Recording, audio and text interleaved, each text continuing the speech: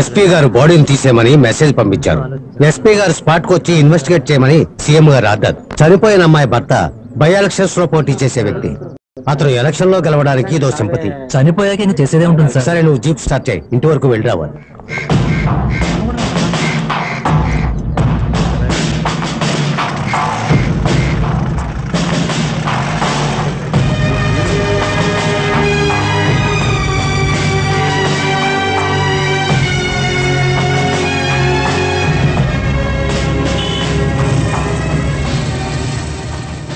ఏంటి ఇక్కడ ఇంతమంది ఉన్నారు? ఈ ఇంట్లో ఒక ఆవిడ చనిపోయారు. ఎలా చనిపోయింది? ఎలా చనిపోయిందో తెలియదు, కానీ ఉదయాన్నే చూసేసరికి చనిపోయింది. ఒకవేళ ఆత్మహత్య అయి ఉండొచ్చు. ఓహో, అలాగా.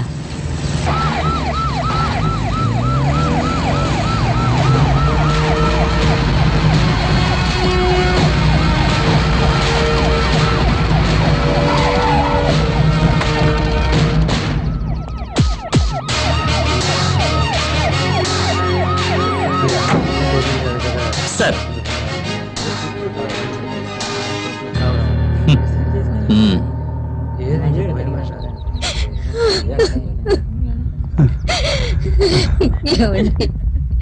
మన రమ్యకి అప్పుడే 100 ఏళ్ళు నిండిపోయాయా? ఎప్పుడు వచ్చారు? కాసేపు అయింది, పని ఉంది, బయలుదేరుతాను. వాళ్ళెవరు? చనిపోయిన అమ్మాయి వాళ్ళ తల్లిదండ్రులు సార్. రమ్య తండ్రి ప్రభాకర్ రావు గారు, తల్లి గీత గారు. అక్కడ కూర్చున్న అబ్బాయి ఎవరు? తెలియదు సార్. చనిపోయిన రమ్య గారి కజిన్ బ్రదర్ సార్.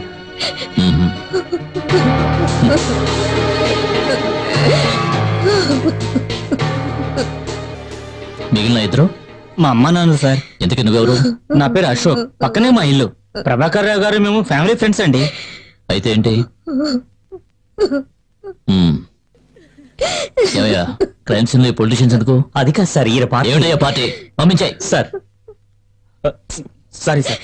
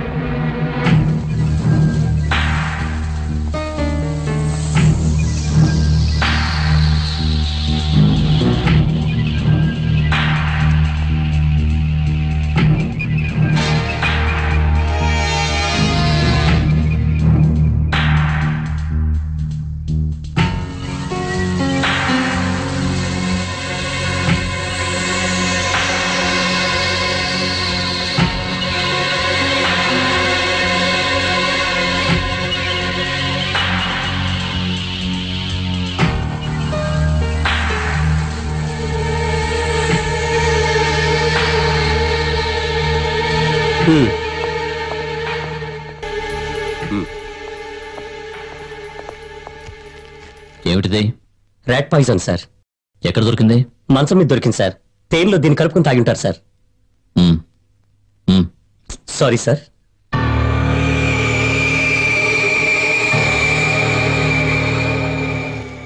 నాకు ఫోన్ చేసినప్పుడు లెటర్ అయితే దొరకలేదని చెప్పారు. అవును సార్, ప్రిలిమినరీ ఇన్వెస్టిగేషన్ లో దొరకలేదు సార్. మేము ఈ టేబుల్లోని డ్రాలో వెతికినప్పుడు ఒక బుక్ లో ఉంది సార్. ఇంతకీ బాడీని ఎవరు ఐడెంటిఫై చేశారు? ఈయనే సార్. ఈమె ఇంటి పని మనిషి సార్. కాస్త ముందుకు రండి. నువ్వు ఇక్కడే ఉంటావా? లేదు, నా పని అయ్యాక ఇంటికి వెళ్ళిపోతాను. సార్ లేనప్పుడు మాత్రం రాత్రులు ఇక్కడే ఉంటాను. రాత్రి నువ్వు ఇక్కడే ఉన్నావంటే సార్ రారని నీకు ముందే తెలుసా? సార్ రారని చెప్పి రమ్య మేడం రాత్రికి నన్ను ఇక్కడే ఉండిపోమని చెప్పారు. సార్ లేనప్పుడు ఇక్కడే ఉంటానని చెప్పావుగా. నేనున్నప్పుడే సార్ వచ్చారు.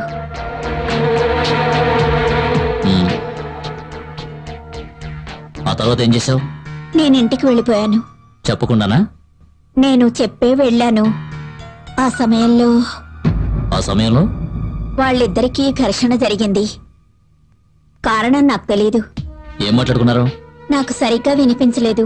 ఒకవేళ ఆస్తి విషయంలోనూ డబ్బు విషయంలోనూ గొడవ పడి ఉంటారు. సార్, టేబుల్ మీద కొంచెం బంగారం ప్యాక్ చేసి ఉంచారు సార్. ఈ రమ్యకి రోజు ఉదయాన్నే లేచే అలవాటు ఉందా? లేదండి, ఉదయాన్నే టీ ఇవ్వడానికి నేనే లేపుతాను. మరి ఉదయాన్నే నువ్వు లోపలికి ఎలా వస్తావు? రాత్రి నేను ఇంటికి వెళ్ళేటప్పుడు తాళం వేసుకుని వెళ్ళిపోతాను. నా దగ్గర ఒక తాళం ఉంది. మళ్ళీ ఉదయాన్నే వచ్చి తలుపులు తెరుస్తాను. మామూలుగా ఆవిడ ఎప్పుడు లేస్తారు? ఆవిడ మామూలుగా ఆలస్యంగానే లేస్తారు. నేను ఉదయం 6 గంటలకు వస్తాను. మేడం గారిని నిద్ర లేపకుండా నా పని నన్ను చేసుకోమని చెప్పారు. ఎవరు చెప్పారు? మోహన్ గారు.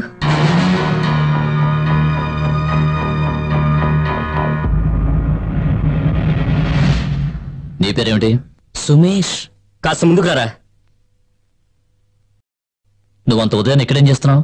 పాలు తీసుకొచ్చాను సార్. నువ్వు పాలవాడివా? నేను చూస్తుంటే అలా అనిపించడం లేదే. లేదు సార్, రోజు మా అన్నయ్య పాలు సప్లై చేస్తాడు. నేను బెంగళూరు నుంచి ఉదయమే వచ్చాను. పాలు సప్లై చేసే టైంకి అన్నయ్య లేవలేదు. అవును, మీ అన్నయ్య ఆలస్యంగా లేవటానికి కారణం ఏంటి? ఇతను చెప్పేది నిజమేనా? నిజమేనండి.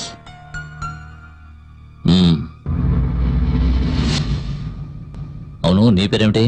బాలు. నేను పేపర్ వేస్తుంటాను. నువ్వు ఎన్ని గంటలకు వచ్చావు? 7:30 ప్రాంతానికండి. ఎప్పుడు ఆ టైంలోనే పేపర్ వేస్తావా? లేదు సార్, ఆ రోజు పేపర్ రావటం లేట్ అయ్యింది. ఎందుకు? పేపర్ రావటం ఎందుకు లేట్ అయిందంటే అదే ఎందువల్ల? లారీ టైరు పంచర్ అయింది సార్.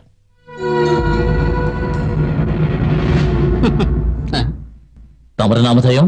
త్రినాథ్ని. నేనే పోలీసులకు ఫోన్ చేసి చెప్పాను. ఓహో, ఈ ఏరియాలో ఏం జరిగినా నీకే ముందు తెలుస్తుందన్నమాట. లేదు సార్, పక్కింట్లో. ఇక్కడి నుంచే ఫోన్ చేసావా? అవును సార్. ఇంకెవరికి ఫోన్ చేసావు? వేరే ఎవరికి చేయలేదు సార్. ఉదయం ఏం జరిగిందో వివరంగా చెప్తావా?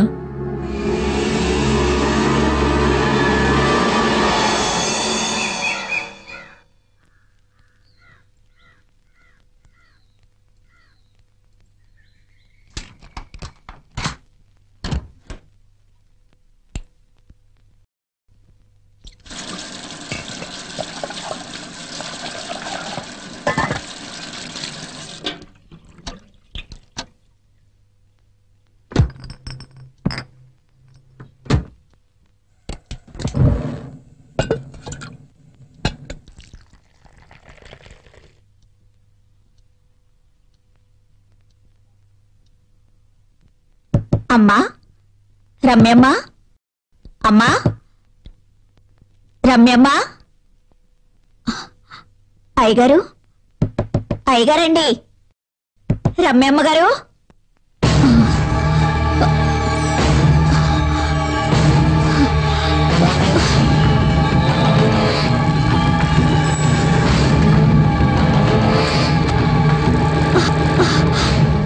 ఏమైంది? ఎందుకు కంగారు? ఏమైందో తెలియడం లేదు. పిలిస్తే ఎవరూ పలకడం లేదు.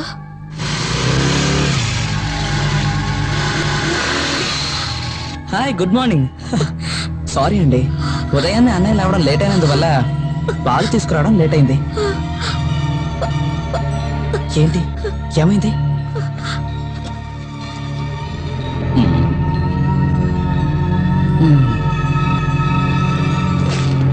ఏంటి అక్కడ నిలబడిపోయావు? మిగతా వాళ్ళ ఇంట్లో పేపర్లు వేయవా?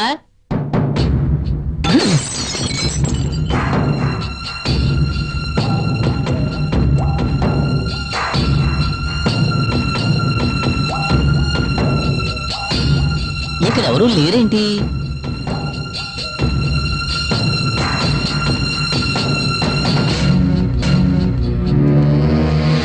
ఏంటి, ఏమైంది? లోపల ఎవరు కనిపించడం లేదు. నిన్న రాత్రి నేను ఇంటికి వెళ్ళేటప్పుడు వాళ్ళిద్దరూ ఉన్నారు. ఆ తర్వాత ఏం జరిగిందో మనకు తెలియదు కదా. నిన్న రాత్రి 8 గంటలకి మోహన్ బైక్ లో బయటికి వెళ్ళాడు. రమ్య ఇంట్లోనే ఉంది. రాత్రి 11 గంటలైనా మోహన్ ఇంటికి రాలేదు. ఒకవేళ వచ్చుంటే బైక్ శబ్దం నాకు వినిపించదు కదా. ఇక్కడ ఆడ మనిషి కాళ్ళు కనిపిస్తున్నాయి. నేల మీద పడుకుని ఉన్నారు. ఎక్కడా ఎవరు కనిపించట్లేదే. కాస్త కింద నుంచి చూడండి, కనిపిస్తుంది. కనిపిస్తుందా? ఇప్పుడు కనబడుతుంది.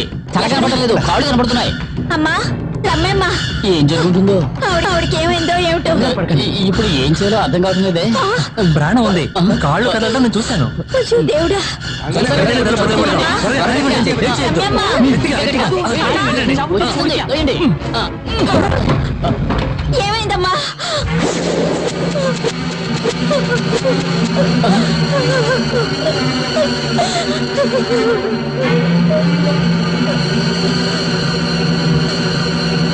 ప్రాణం పోయింది.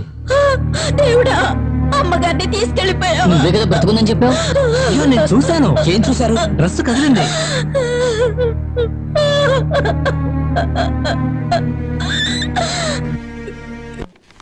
ఒక అనుకోని దుర్ఘటన జరిగిన ఇంటి నుంచి పోలీసులకు ఇన్ఫార్మ్ చేసిన తర్వాత ఆ ఫార్మాలిటీస్ ఏమిటో నీకు తెలుసా? ఆవిడకి ప్రాణం ఉందని మా వాడు చెప్పాడు. అందుకే హాస్పిటల్ తీసుకెళ్లి చెక్ చేయించాలని మాకు అనిపించలేదు. ప్రాణం ఉందని ఎవరు చెప్పారు? వాడు ప్రాణభయంతో పారిపోయాడు. వాడేంట్రా? తెలీదు సార్. తెలీదా? అవును సార్, స్టేషన్ కి ఫోన్ చేయాలని నేను ఆ రూమ్ లోకి వెళ్ళాను. మిగతా వాళ్ళందరూ అప్పుడు ఇంట్లోకి వచ్చారు కదా. అతన్ని ఇంతకు ముందు ఎప్పుడైనా చూసారా? లేదు సార్. ఫోన్ చేసిన తర్వాత నువ్వేం చేస్తున్నావు? ఇంటికి తాళం పెట్టి వెళ్ళిపోయాను సార్. ఇంటికి తాళం ఎందుకు పెట్టావు? అప్పటికే చుట్టుపక్కల జనాలందరికీ విషయం తెలిసి రావడం మొదలు పెట్టారు. వచ్చిన వాళ్ళందరూ ఇంట్లోకి వెళ్ళడం మంచిది కాదని. ఓహ్, అబ్బో, నువ్వేమైనా సెక్యూరిటీ గార్డు అనుకుంటున్నావా? అయితే మీరెవరూ ఆ వ్యక్తిని గమనించలేదు. అవును సార్, అప్పుడున్న పరిస్థితుల్లో ఎవరూ ఆ విషయాన్ని గమనించలేదు. Excuse me please. వీళ్ళందరూ అడ్రస్ తీసుకుని పంపించేయండి. సార్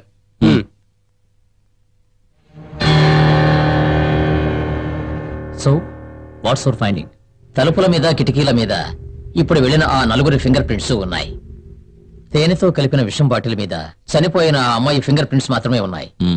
రూమ్ లో చాలా చోట్ల ఎవరివో ఫింగర్ ప్రింట్స్ ఉన్నాయి. మోస్ట్ ప్రాబబ్లీ ఆమె హస్బెండ్ అయి ఉండొచ్చు. What about him? Mister Mohan trace out చేశారా? లేదు సార్, మొబైల్ స్విచ్ ఆఫ్ చేసింది. అయితే ఆయన ఎక్కడికి వెళ్ళి ఉంటారో? ఎక్కడికి వెళ్ళారో తెలియట్లేదు సార్. పోస్ట్ మార్టం ఏర్పాట్లన్నీ పూర్తయ్యాయి. సార్, మిస్టర్ మోహన్ గారి ప్రింట్స్ ఆయన ఆఫీస్ లో ఉంటుందేమో. Sure, you can do that. Sir shall I leave now sir? Post mortem అయిన తర్వాత ఫ్యామిలీ మెంబర్స్ ఇన్ఫార్మ్ Sir. చేయాలి. You get the post mortem report and come to my office. We will discuss there. వీలైతే mister Mohan ని direct గా కలవడానికి ప్రయత్నించండి. విషయం చెప్పినప్పుడు ఆయన ఫీలింగ్స్ ని గమనించండి. That's very important. సార్